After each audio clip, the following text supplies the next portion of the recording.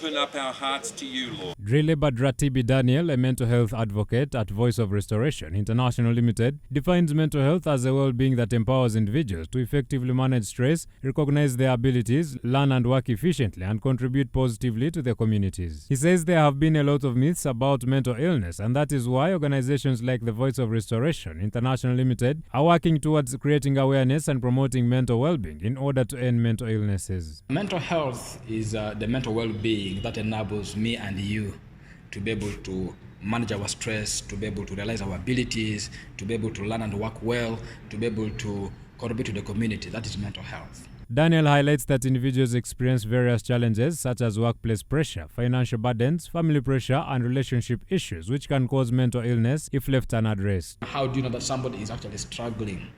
You know, these struggles are on a daily basis. We go through stress on a daily basis. This stress can be at home, can be at workplace, can be anywhere where you find it. And then also the various challenges that we go through, the crisis that we go through financially, physically, all of these issues, relationships and all of that. So when you sum up all of this and then somebody does not get help, their work is affected, their performance is affected both at work level and even at individual level, and that's why we're trying to promote mental health and mental well-being. He also explained the examples of mental illness, including depression, bipolar disorder, psychotic disorders, drug and alcohol disorders, and epilepsy, some of which can be inherited as some of the children are born with them. There are so many types of mental illnesses. You can talk about depression, the one I've written about, also the one I've suffered. You can talk about bipolar condition. Bipolar is when somebody has both extremes of depression and also being very high. There are those who are very excited and all of a sudden they have depression. So in a way they have mood swings. That is now the bipolar. They have both extremes. And then you have psychotic disorders.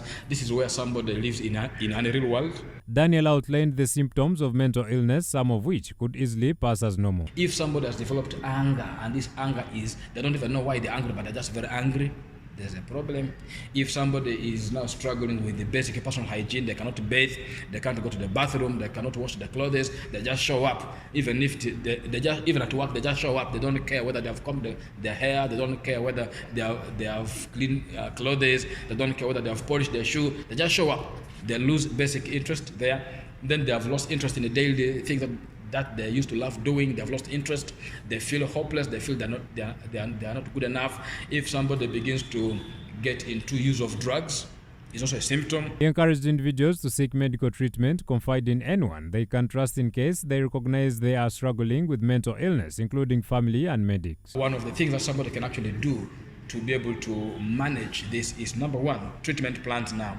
Number one, especially for depression, if somebody is beginning to feel these symptoms and they're still at the mild condition, they need to engage a psychologist or a counselor early enough, or talk to somebody. Daniel highlighted the statistics of mental illness cases in Uganda, referencing the latest statistic graph that was launched, saying 30% of Ugandans are affected by mental illness. In Uganda, I can give you two stats.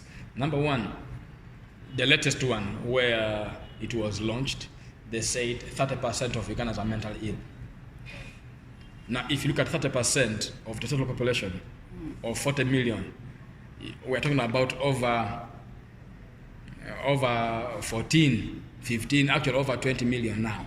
He also mentioned the barriers to treating mental illness, saying stigma is a major barrier. He noted that in African societies, discussing mental health struggles is often a taboo, contributing to a number of mental illness cases, especially among men. There are so much barriers. In fact, one of the barriers is the stigma.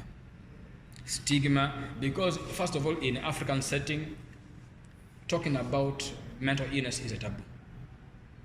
Talking about your struggles is a taboo. That's why most men are discouraged.